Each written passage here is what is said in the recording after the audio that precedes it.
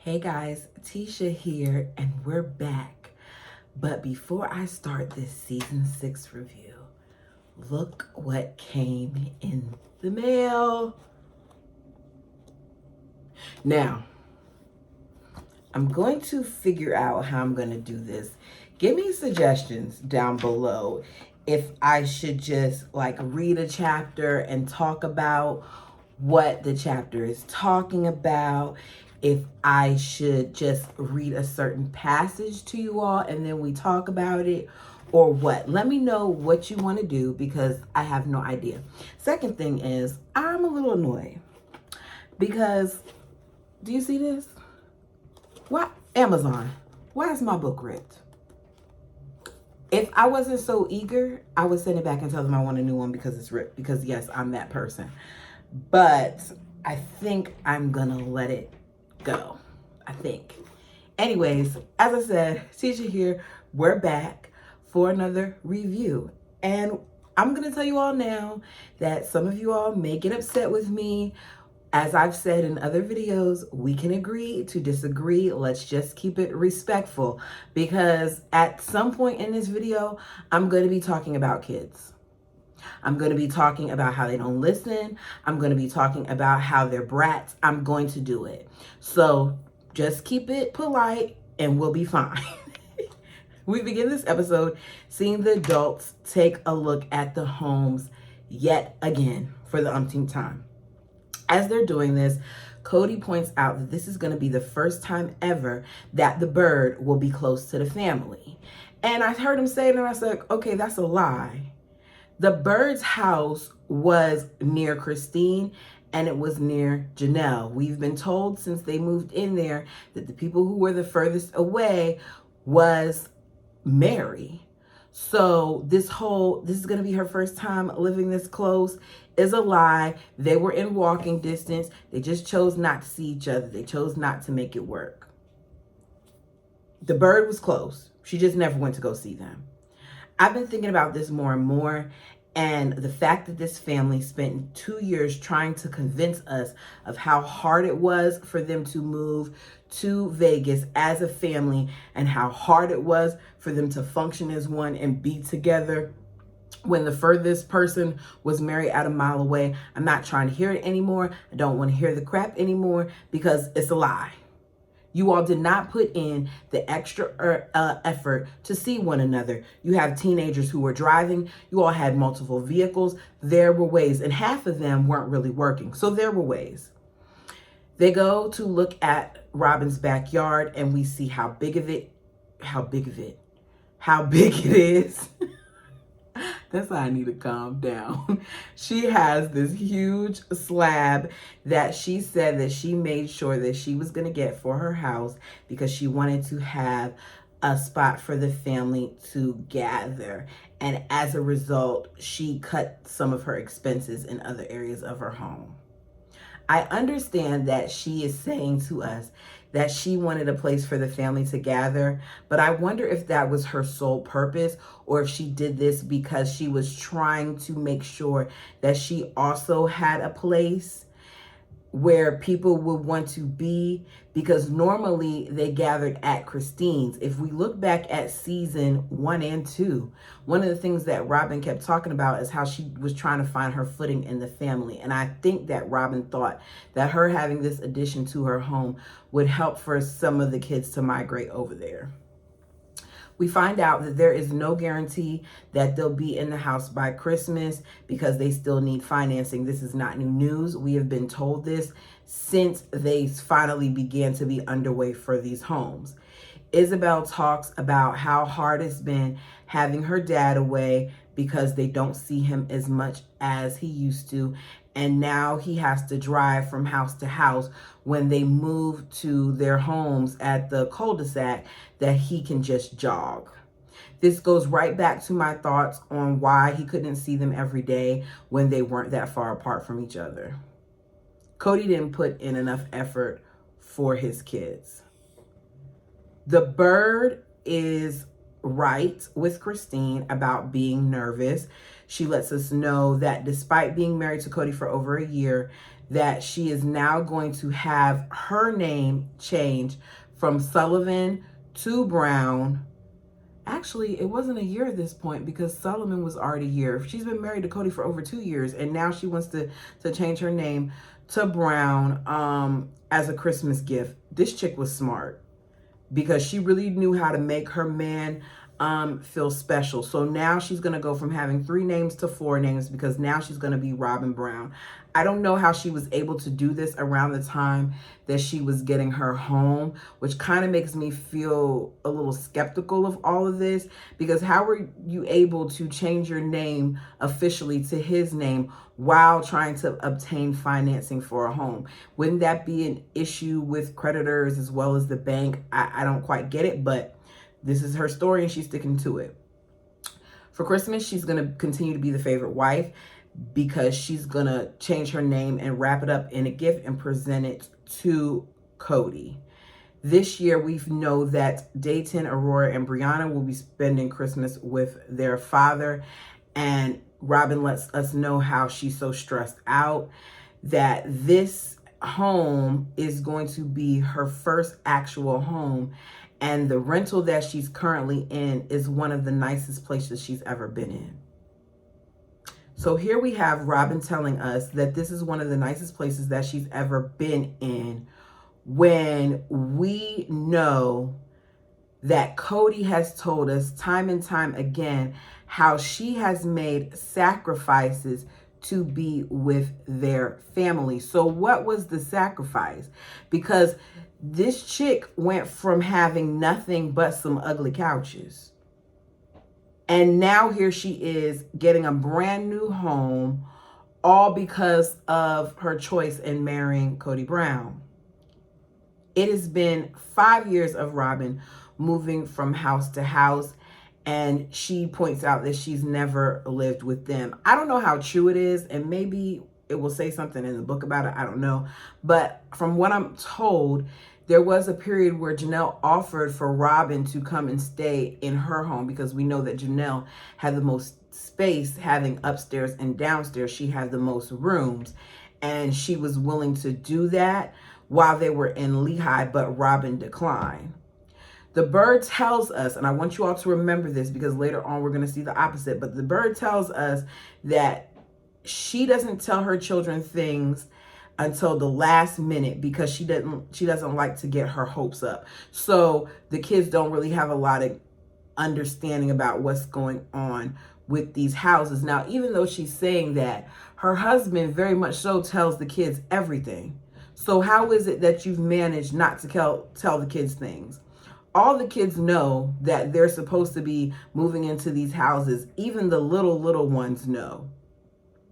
And they all know around what time they're supposed to be living in the houses because that's all they talk about. And because a lot of them have been taken to the property left and right. So you mean to tell me that your kids didn't know about any of this? Come on, Robyn. Janelle and Cody are seen and they're looking at the bed in their room, and we're told about how they've had the bed for so long and they both want a new bed. So they decide that they're going to get this bed for a Christmas gift to each other because the old one needs to be replaced. Now, at some point, this bed goes from being a Christmas gift to Cody telling us it's going to be a Christmas gift, anniversary gift, and a birthday gift because he's going to just get a whole set. Cody lets us know that they don't really have a lot of romance. I forgot to put my phone on Do Not Disturb. I hope that this doesn't interfere with the recording.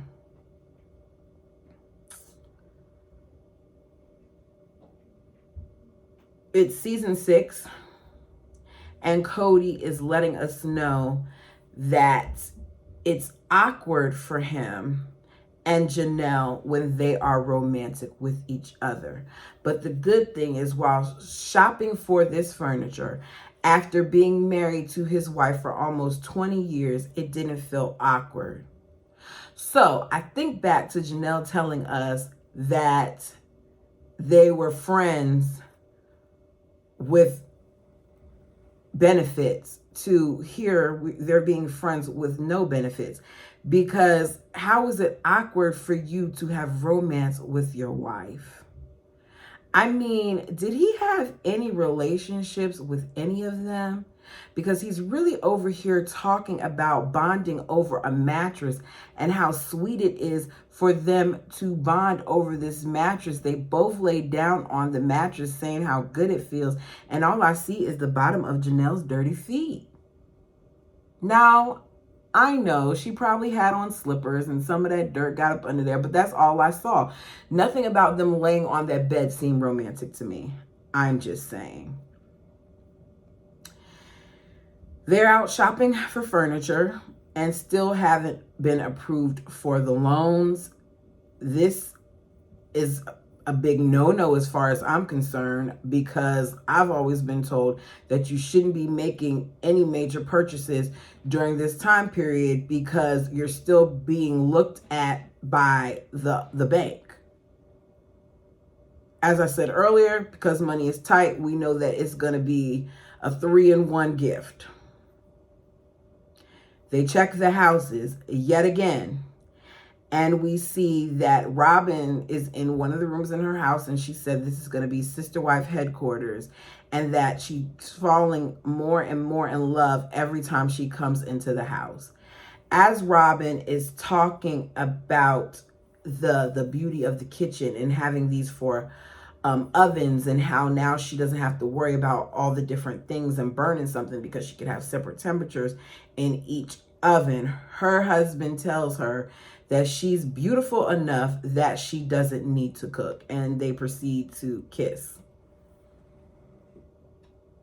Which goes back to Robyn provided an ego boost for Cody, because we don't hear him talk this way about his other wives. It's just not something that I hear him say a whole bunch of. And the interesting thing is, for a long time, even though Janelle was larger, I always felt like Janelle was one of the prettier wives. So him gushing over Robyn was always interesting to me. Not trying to compare, because we know in polygamy that's not something you're supposed to do. But I always thought that Janelle was very, very pretty. Christine too. I always thought that, but Janelle, though, to me was one of the prettier wives. Don't judge me, just my thoughts. We see the family getting together to discuss the family mission statement that they miss the whole purpose of. We see flashbacks to the Darger family, and we know that the Darger family did this as a way to unite to the family, to have the same parenting style and standards across the board. They didn't just do this to say that they have a family mission statement or to make a big to-do of it like the Browns did, where they made it the Cody Brown family and they stood out there in front of everybody and had this whole ceremony. But they did it for the sole purposes of their family. The kids are presented with different things, and they're supposed to give out different ideas based on a question like, what do they want to describe their family, and things of that nature. And as they're doing this, I can't help but notice Cody on the floor looking like he's not interested. Of all the things that were said, I noticed that the bird says collectively that they're at their worst when they are apart and they are selfish.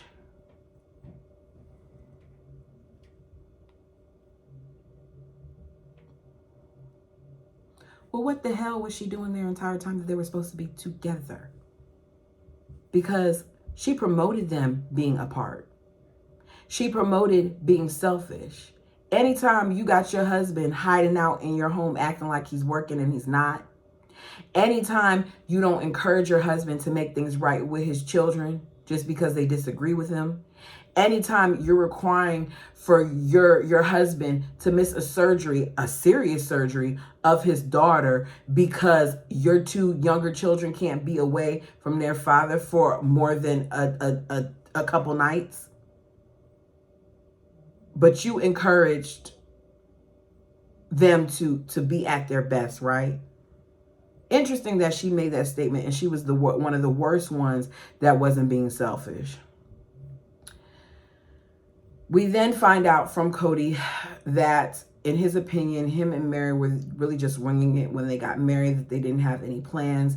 he said that 10 to 12 years ago that he felt like he wasn't a good father and that all he was doing was just putting out fires with his children. That he feels like moving into these homes will help them reorganize the family. And that's part of the problem, because I don't feel like the Browns ever really dealt with the things that they needed to deal with. Just because you have a new home doesn't mean that you don't bring along some of the dirt that you have with it. You need to do the purge before you move into the new home. So they should have already been working on things and doing all of this before a couple weeks of them deciding to move into this house. They should have had their standards before he even spiritually married Robyn. They should have had certain discussions as a family where they came to their conclusion, which is supposed to be the whole purpose of the mission statement anyways, but once again, they dropped the ball. Cody and Mary then go to look at their home, and Mary is noticing things like the unevenness of light fixtures, and they're playing with the light fixtures for the longest time. And the builder is saying that he just feels like it's because of how the angle is at the light. Like if he puts it down, then it looks even. And then she's looking at other things. And Cody says, the thing that you love most about your wife could also be the thing that drives you crazy. Which is, I think Cody claims that he loved this about Mary, but he only loved it when it came in terms of them moving. I don't think he loved living with it.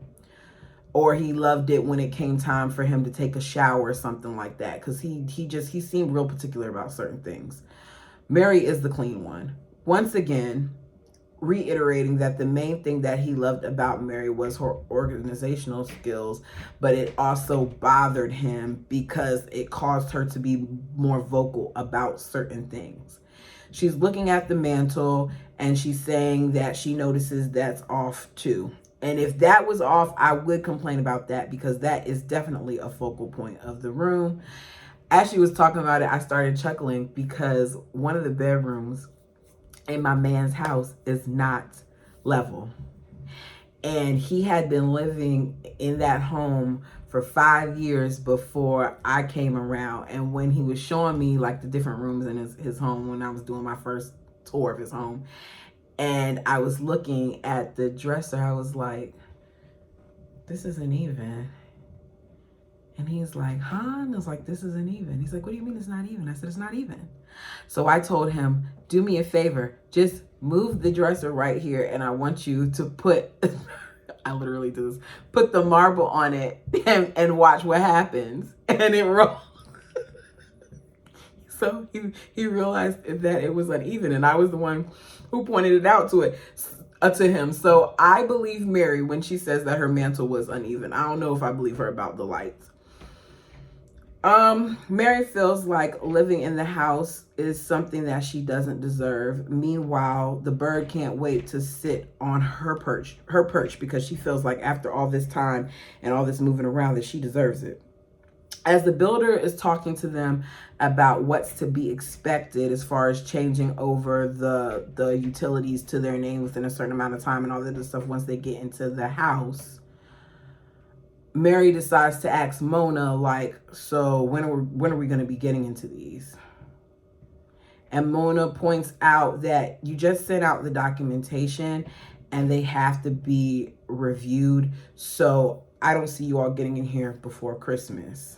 Which then turns into her asking it again and saying that Leon is really wanting to be in the homes. And Mona says again, like, look, you just turned in the stuff that I needed. It's going to take time for them to review your documentation, and it's about to be a holiday. All of that stuff is going to be closed for 5 days. You're not going to be able to probably get in this house. This reminds me of some of the entitlement that I feel like some of the Browns have. You all were struggling with poor financing, and this woman and her team searched high and low to find the family financing on multiple occasions, to find a place that they could all be there together.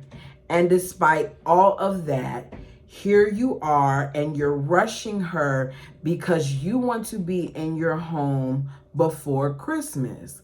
Well, guess what? You're going to be in your home after Christmas.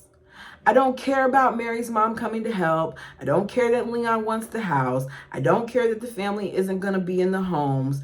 I just don't care. I feel like it's really, really selfish.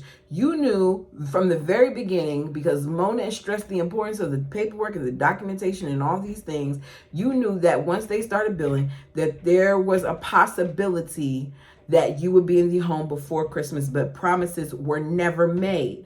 Mona says, despite everything that you're saying, I don't think you're going to be in the house this week. She says, you will not be in this house before Christmas. I mean, did Mary think that her response was going to change just because she mentioned Leon wanting to be in the house?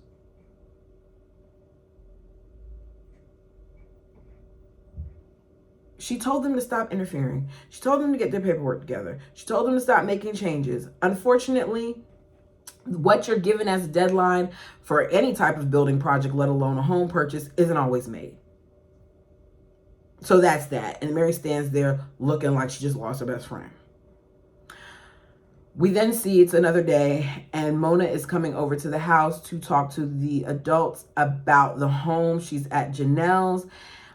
They're saying that they don't know what's going to happen with their homes, but if Mona's coming, they think it might be bad news. But as Mona sits down, she lets them know that Janelle's home is ready for them to come to the office and sign paperwork. She says, you sign today and you do your walkthrough tomorrow. And Hunter is standing there in the kitchen with the biggest smile, looking like his mom. I've said this in other videos before. I have always had this sweet spot for Hunter. I just knew, seeing him in this show, that he was going to be a dope human. I just knew he was, because even though he was going through what he was going through, you can tell that one of the reasons why he was going through what he was going through is because he really cared and he really made connections. Janelle says that her kids have been waiting for this, and them being apart from the family has really affected them. I still don't understand, and I might say it in every video when I hear them talk about it, that how at a mile, less than a mile, they struggle so much to be connected as a family. I still struggle with seeing how they weren't able to see each other more. Christine finds out that she is cleared for closing. They're just waiting on the documentation to be cleared. And we also find out that Robyn is also going to be good to go. As we see that the ladies are all getting approved for housing at different times, the camera pans into Mary, and she's just sitting there looking defeated. At no point in time in that moment did I see excitement from Mary for the other members of her family. Rather than feeling upset for her in this moment, I'm just finding myself getting pissed off, because you all can let me know how you feel about it. But I just think that they said in the very beginning that if they could just get in one house, that they'll be satisfied. If they could get in one house by Christmas, they'll be able to create memories in there. And I don't understand why this couldn't be enough for Mary, because Leon made it very clear early on that no matter what happened, that they were going to be leaving and going to Utah. They had no desire to live in Vegas. So whether you got in the house on the 25th or on the 5th, Leon would still be leaving. I get you wanted to make memories. I get you wanted to have Christmas in this house and all this other stuff. But Leon never had any intentions of remaining in that house. Leon wasn't going to live there. So why are you sitting there looking like this? Anyways, we find out that Robyn gets her title the following day. And she can come in the office at 4 to sign what she has to sign. And we see Mary just still continuing to be sad. It's funny how in the beginning, when both Robyn and Mary were told that they were going to probably be the houses that finished first, and Janelle and Christine were told that theirs would be on the back end, that Mary was completely okay with that. But here now you are in the kitchen crying, and the bird and the worm are sitting there trying to comfort you. As you're crying, you're saying that you're not looking forward to telling Leon, because all Leon wanted for Christmas was for you all to be in that home. Well, guess what? You decorated your rental property. Christmas for Leon will be okay despite you all not being in that home. I don't have any sympathy whatsoever for this, because there are bigger things to think about, like the fact like there are kids that don't have a Christmas, let alone a home to have a Christmas in. Here we are, and Mary is having a whole dramatic moment about these homes, about how she's not going to be in it for Christmas, but you have a home. And other members of your family are being blessed. It's selfish, but Mary don't like to be last. And as much as Mary says that she doesn't claim the whole first wife thing, I think sometimes that may have been something that was in her psyche, because the way she was acting was totally uncalled for. Stop using Leon as an excuse when you are Leon in your attitude, and Leon is you. We then see Cody on his third walkthrough with Janelle, and he tells us that he's excited that he's doing with this Janelle because Janelle's not nearly as picky as Mary. His words, not mine. Janelle then talks about, as she's walking through this home, how happy she is and how thankful she is, because them moving to Vegas was really a heartbreaking moment for her, and she gets emotional and tries to cut herself off from crying. Janelle's kids really had a rough time, especially Hunter. That boy was depressed. So when I hear the bird and the worm talk about Robyn's struggles and talk about Robyn's trauma, I get pissed off, because Robyn never experienced what these other family members experienced, but she's managed to make herself seem like she went through so much more of an adjustment than they did, when she did not. They had a rhythm going for over 16 years, and Robyn came in and disrupted it. We find out that through everything, that even though Hunter went through a really, really rough time, that he's came out on top of it. We hear that he's a class president.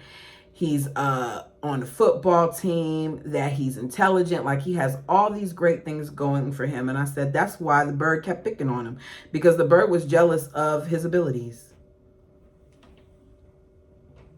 We then see, I think his name was Daniel, who is over the project. And at this point, he has been dealing with the Browns for several months, maybe almost a year. I don't remember when they first initially met. But in this short amount of time, he has been able to see the difference in Cody with each wife. He says that Cody is serious with Janelle. He's jovial with Christine. He's accommodating for Mary, and him and Mary, he believes, bump heads a lot, but he still accommodates her. And Robyn gets the honeymoon. It's like they're still newlyweds. This from a man who has dealt with them for under a year. So if this man who's dealt with them for under a year, saw them from time to time, spoke with them about different things as far as their homes go, went through certain walkthroughs, has picked this up, what do you think that the wives and the children and us, the viewers, have noticed over the years? So why is it that Robyn and Cody keep acting like we're all making this up and they don't know what we're talking about, when this man who had a shorter amount of time with them than we did, because we've been watching them at this point for 5, now 6 seasons, he figured it out? Which then made me feel like they can talk to us about how important it is for them to get back together and how much they needed this and wanted this. But the wives, to me, very much started to enjoy being apart. They enjoyed aspects of being apart. I do think like the biggest deal for them was the children, because they saw how hard it was for the children, because the children were no longer with their best friends. But they did not miss not being apart, which is part of the reason why Mary had said that privacy has been an issue, and they've been able to experience privacy, and now that them living close together is going to hinder them from losing their privacy. And when she said it, I was like, you're going to be in separate homes, your walls aren't connected, how is this going to mess up your privacy? But then I thought about it. Oh, you mean you won't have to see that he's over someone else's house and he's having a good time?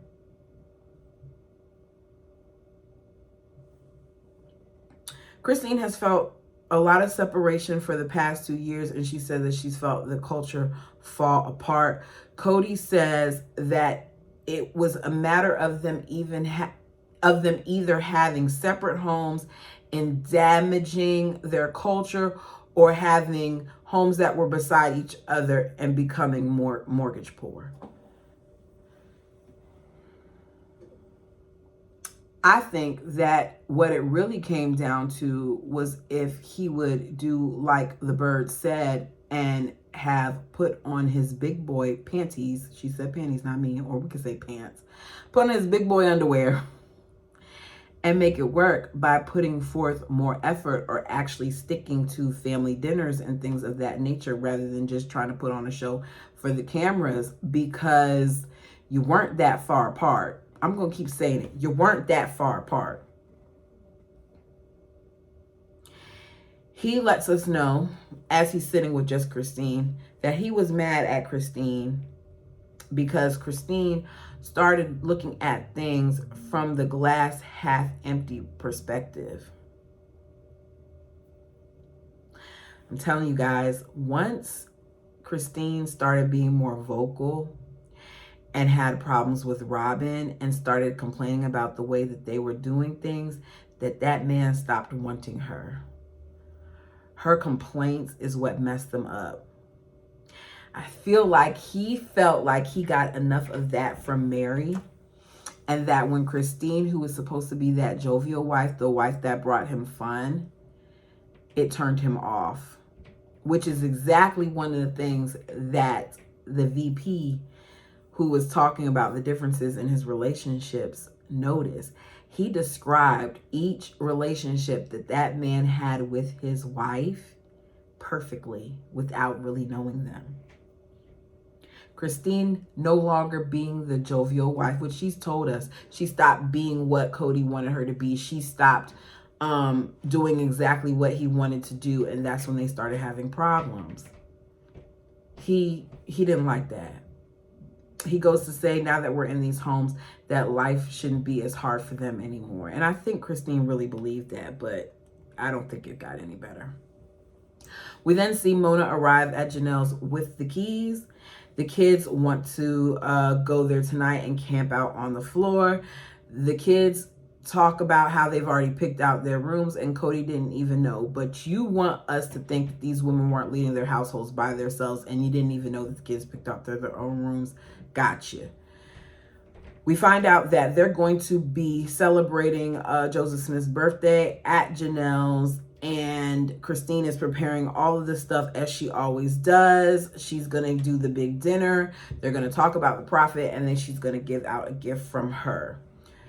Cody goes to Janelle as a surprise and gets the bed. As I said before, Cody is on the home loan with Mary, so the fact that he's still making all these purchases, maybe he had a lump sum of cash that he kept on standby and was able to keep spending his money like this, because these are things that they question. It's not that you can't spend the money, it's that they'll question different purchases. Like, you'll have to explain every little thing, and it's annoying. As they're walking around, Leon is standing outside saying that they're happy for Janelle, but Leon is standing there sounding like a brat, because all these other kids at this point don't have a home to go in. But McKelty's standing by Leon, and McKelty's trying to say, like, fingers crossed, you never know what happened. Meanwhile, Leon's out there being mad. Their attitude sucks. Mary says her kid is having a hard time, but I see it as more than that. I don't go for that crap. It's okay for you to be disappointed, but don't bring the mood down because you're disappointed. They all go to the new house. We even see Logan walking in, and the excitement of the children did bring me joy in that moment. I was smiling. Janelle sees the bed and she's excited, but I don't even see her embrace him after she got the gift. They really acted like friends. It's weird. Christine prepared the entire dinner, as I said. Janelle speaks on how much work that Christine puts into things, and she doesn't see how she manages to do it, which goes back to Janelle saying that Christine was the nucleus of the family. Janelle was not making this up in season 17 and 18. Christine was the nucleus of the family. Christine did all of these things. We see that Christine is going to give each kid a gift. The gift was really sweet. She took the time for every child, not just hers, all of the children. Names, birth dates, meaning, descriptions of them. And she said she did this because she really wanted to focus in on the kids. Cody talks about how one of the things that he wanted with his polygamous lifestyle is for the children to act like siblings. And that her doing this really made him proud and made him feel like she's trying to unite them. It's another day. Robyn is fussing at her kids for not packing. They're not listening. She's telling them that she needs them to pack their own bag, put 7 of this, 7 of that for this trip with their father for Montana for a week. Of course, Robyn isn't helping them. She's just telling them to do that. Where's the nanny? I don't understand. If Robyn has known about this for months, why is this something that you're now doing on the day that you're supposed to be leaving?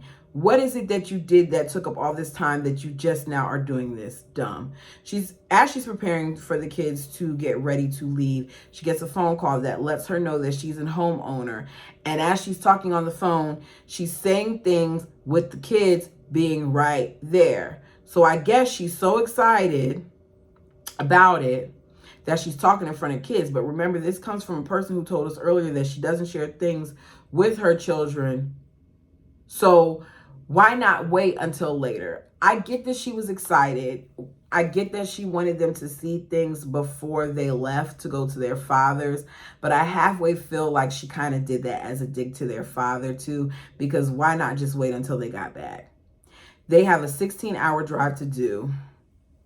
Cody's going to go with her. Cody says that it's only going to take them a day. It's not going to take y'all a day to do this. You're going to be gone for a couple of days, no matter what you say. The plan is that they are going to get the keys from Mona. Keep this in mind. She said Mona's going to have the keys at the house at 3:30. So I want to go over there, get the keys from Mona, and show the kids their house before they go to their father. Cody's like, okay, I'll meet you over there. Let me go to each house, say goodbye to all the kids.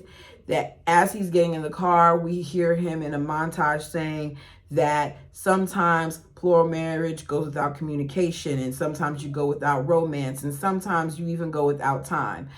It all sounds like an excuse made by Cody to me, because in plural marriages, where the families are close to one another, they have time for all those things. I understand this maybe being a thing if you were like states apart, but I guess that since Robyn was his expert on plural marriage, that she told him that all of this was okay.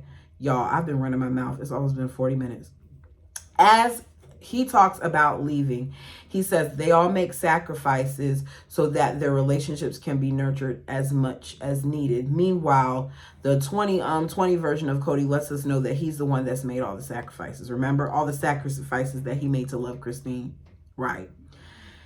They show Robyn's kids the house, and they're told that the house is officially theirs. We see the little victory dance. Cody then says, Mona's got the keys right now. She can hand it to us. And Robyn acts like she didn't know that this was going to happen. Are you serious? Are you serious? She does? It's ours? Oh, gosh. It's ours, Cody. Oh, Cody, it's ours.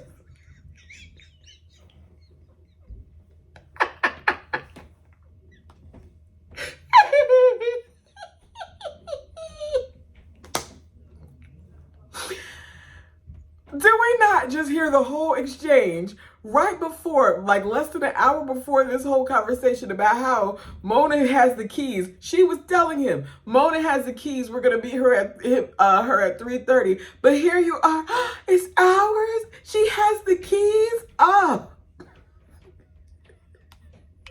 I'm telling you, Robyn was the best actress of the best, because the way she did that, I would have thought that I was hearing things, that the whole scene didn't just happen. Okay.